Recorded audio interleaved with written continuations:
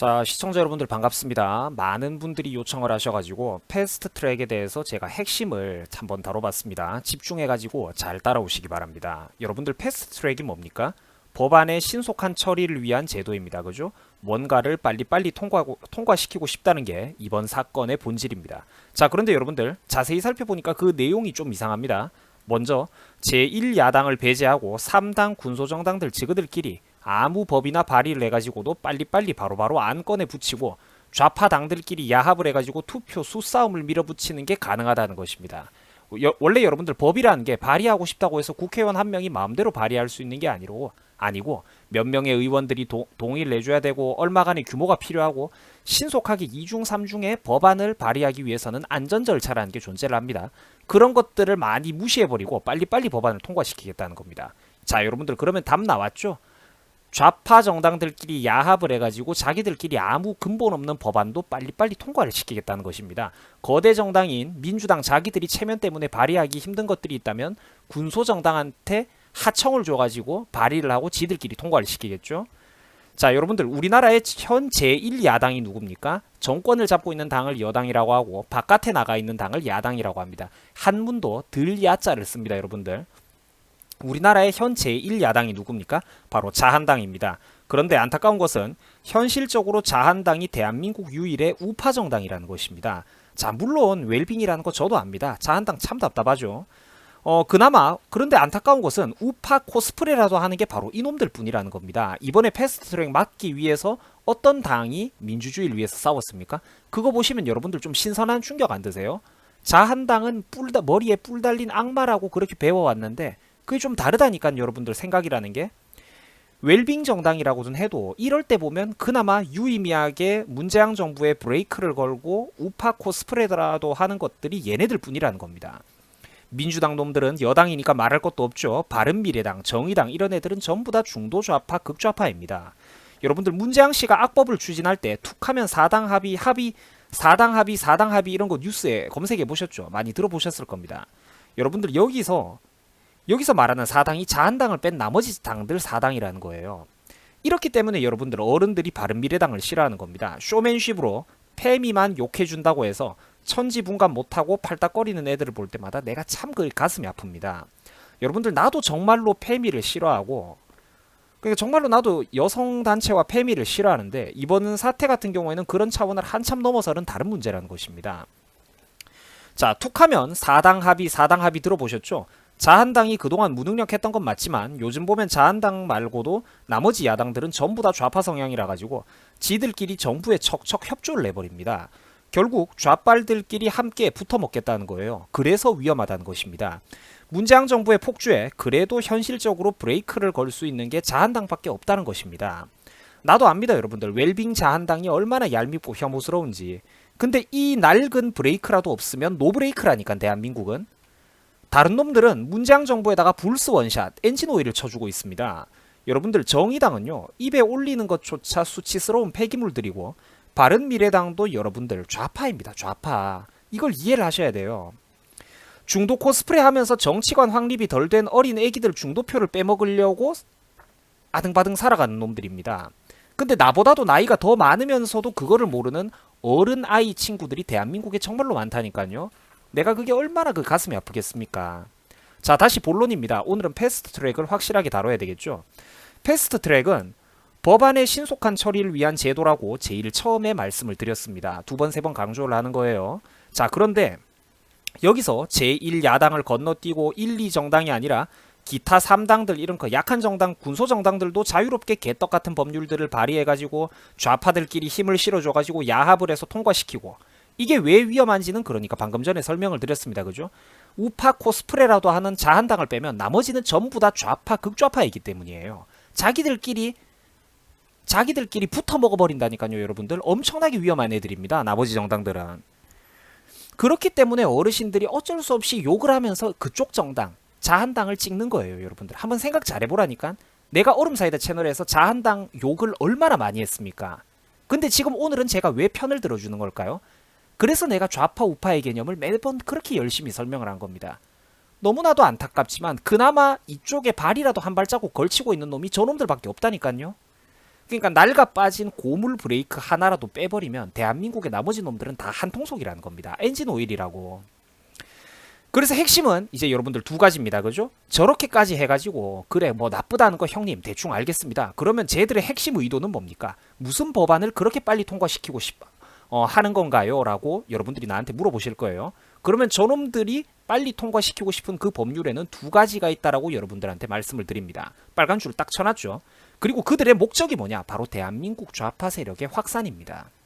자, 여러분들 재앙이가 빨리 하고 싶어가지고 안달난 악법이 두 가지가 있습니다. 1번 공수처법, 2번 연동형 비례대표제입니다. 잘 따라오세요. 자, 먼저 아까 보셨던 것 중에 1번입니다. 1번 공수처법을 설명을 드릴 거예요. 2분만 집중하시면 됩니다. 자, 여러분들 공수처라는 건 고위공직자 비리수사처의 줄임말입니다. 고위공직자 전문 수사 담당 기관인데 이게 경찰, 검찰, 심지어 판사들까지 아무나 수사가 가능합니다. 대법원 판사도 여러분들 수사가 가능해요. 명분은 검찰이 가지고 있는 권한을 조금 분산하겠다는 것입니다. 그러면서도 지들은 수사에는 성역이 없다느니 핑계를 대지만 실제로는 수사권도 지그가 가져가고 기소권도 지그가 싹 다 가져가가지고 5G급 광속 수사가 가능합니다. 그러면서도 기관의 위치는 대통령의 직속기관으로 공수처를 두겠다고 합니다. 여러분들 이런 게 말장난입니다. 공수처의 장이라든지 핵심 요직 인사 어떻게 되겠습니까? 대통령 마음대로 정부 여당 마음대로 우덜식 인사 가는 겁니다. 그럼 여러분들 상식적으로 생각해 보세요. 문재양 씨가 임명한 사람들이 문재양 씨 본인이나 문재양 씨의 측근들을 수사하려고 들겠습니까? 기존의 행정부 산하에 있었던 검찰청도 어차피 대통령 하위기관이고 대통령이 검찰총장을 임명을 했는데 왜 번거롭게 문재양 씨가 이런 짓을 하는 걸까요? 그렇습니다. 그래도 대한민국 검찰이라는 조직이 그렇게 썩었고 문제가 많은데도 불구하고 제가 여기서는 그 검찰들을 편을 드는 이유가 있습니다.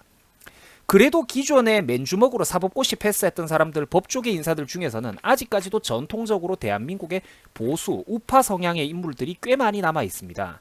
그러니까 자유 대한민국의 근본적인 정체성을 인식하는 사람들 있잖아요. 한미동맹이 왜 대한민국에 중요한지, 미국이 왜 소중한 동맹국인지, 북한에 대한 경계심을 우리나라가 왜 가져야 되는지, 뭐 이런 거시적인 부분에 대해서는 최소한의 상식이 잡혀있는 사람들이 그동안 대한민국 법조계에는 전통적으로 그래도 많이 있었습니다. 좀 어떤 보수적인 가치관을 가지고 있는 대한민국의 대표적인 엘리트 집단이었죠. 그런데 그것도 옛말이고 현재 대한민국 법조계는 심각하게 내외부로 흔들리고 있습니다. 그러니까 문재양 씨 같은 사람이 이제 극좌파 애들이 볼 때는 자기들이 말도 안 되는 빨갱이 법안 같은 걸 밀어붙이고 싶은데 검찰 조직은 100% 고지고대로 자기들 뜻대로 잘 안 움직여지는 경우가 많더라는 겁니다. 있더라는 거죠. 그러니까 군사 조직인 상명하복이 철저한 군대 조직과는 다르게 검찰 조직 같은 경우에는 물론 그래도 여간하면 웬만한 사람들은 진급도 하고 싶으니까 대통령이 시키는 대로 따라가지만 그래도 여기에 있는 사람들은 양심적인 놈들, 대쪽 같은 놈들이 있다는 겁니다. 도저히 아니다 싶은 건 야 이건 진짜 각하 진짜 이건 아니다. 아 난 선배 난 이거 도저히 못하겠다. 차라리 내 옷을 벗겨라. 이런 대쪽 같은 사람들이 기존의 사법부 판사들이라든지 검찰청 검사들 중에서는 꽤 있었다는 것입니다. 이러니까 자기 말을 잘 듣는 충성스러운 개들만 새로 뽑아가지고 일종의 고급 검찰, 1급 검찰, 특수 검찰을 하나 더 만들겠다는 게 바로 공수처 법안의 핵심입니다. 빨갱이 정권에서 공수처가 신설되면 그 천상계 특급 검찰 꿀보직으로 어떤 인간들이 들어가겠습니까, 여러분들? 사상 이상한 민변, 우리법연구회. 우리 일반인들은 이런 거 이름도 좀 생소하시죠? 민변, 우리법연구회 이런 좌파 성향 다분한 법조인들이 거기에 들어가게 되는 겁니다, 공수처에.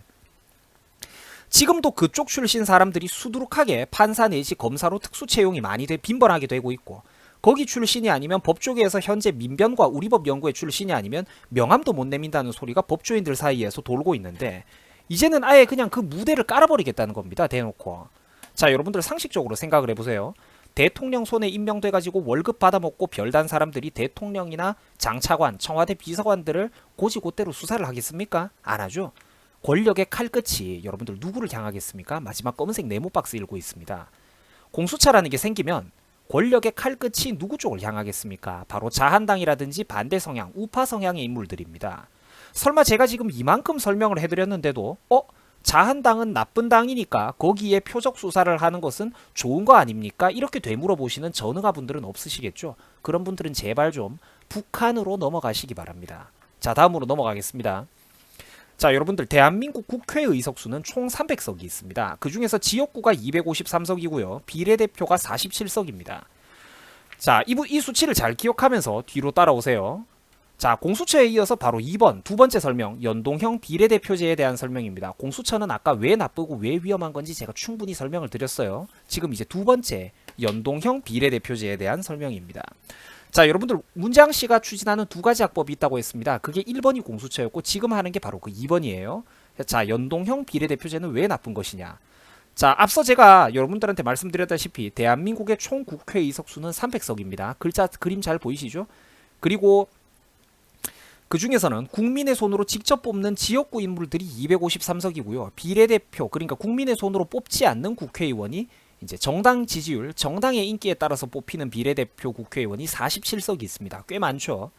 자, 현행 기존 안에서는 A당의 정당 득표율이 예를 들어서 우리가 45%라고 쳐보겠습니다. 인기가 많은 정당이죠. 자, 여기서 비례대표 국회의원을 배정해주는 기준은 전체 비례대표 47석 가운데 47석 가운데 45%, 즉 21명을 가져갔었습니다. 예를 드는 거예요, 지금. 그러니까 비례대표라는 건 비례대표 전체 의석 중에서 그 정당 지지율만큼 그걸 나눠 갔다는 것입니다. 그런데 지금 문재양 정부에서 추진 중인 연동형 비례대표제라는 건 굉장히 위험하고 복잡합니다. 이제 잡설들이 되게 많아요. 본인들도 제대로 모릅니다. 이제 복잡한 잡설들이 끼어있고 수학적인 영역이다, 더하고 빼고 곱하고 나눈다, 무엇에서 뭐 수학적인 계산이 필요하다 이러면서 결국 블라블라 해가지고 핵심은 75명 혹은 그 이상의 더 많은 비례대표 국회의원들을 선출하겠다는 것입니다. 그러면서도 또 전체 국회 의석수는 또 혹은 줄인다느니 아니면 이게 국민들을 위해서 필요하기 때문에 늘리겠다느니 말도 전부 다 지들 마음대로 제각각입니다.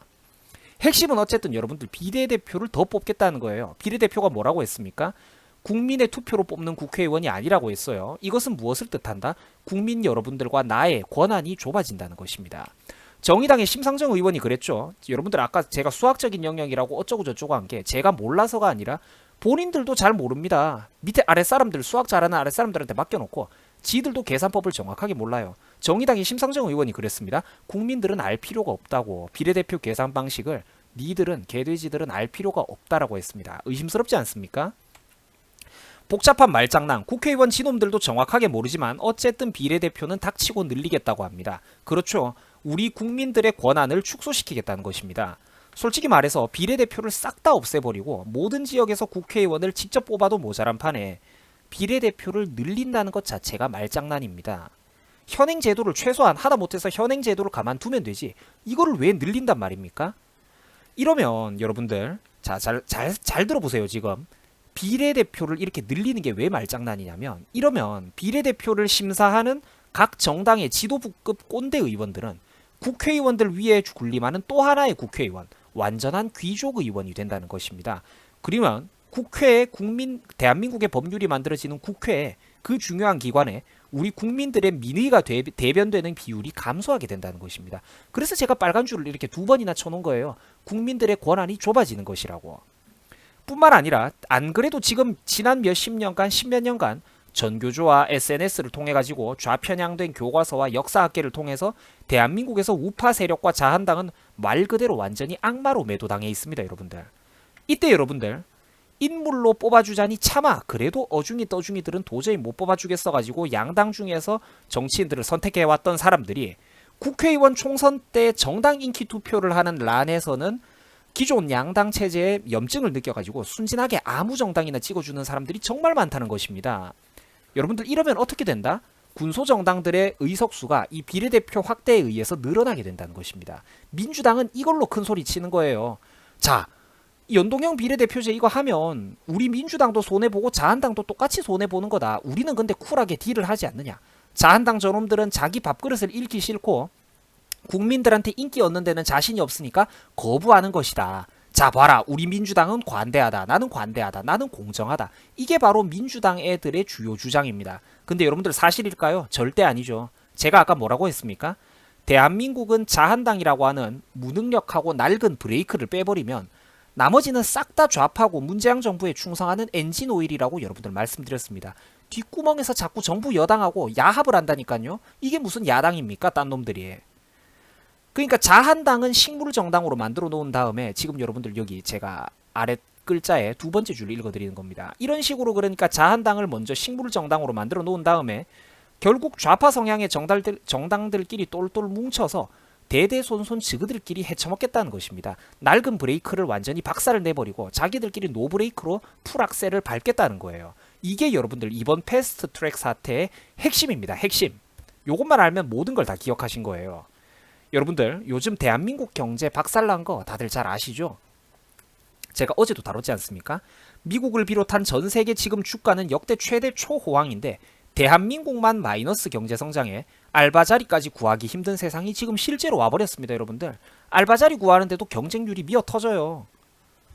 이 와중에도 민생을 챙기기는커녕 좌파들은 북한 생각, 중국 생각, 본인들 권력 생각밖에 없습니다. 한정된 분량 안에서 자 여러분들 오늘의 영상은 여기까지입니다. 한정된 분량 안에서 제가 최대한 쉽게 설명해 드리기 위해서 많은 노력을 기울였는데 어떻게 와닿으셨을지 모르겠네요. 그러니까 부디 이번 패스트 트랙 사건에 대해서 여러분들이 다시 한번 잘 생각해 보시기 바랍니다. 그러니까 여러분들이 핵심적으로 기억해야 될 건 바로 이것입니다. 무능력하고 낡은 브레이크 아직까지는 어쩔 수 없이 꼭 필요하다는 것입니다.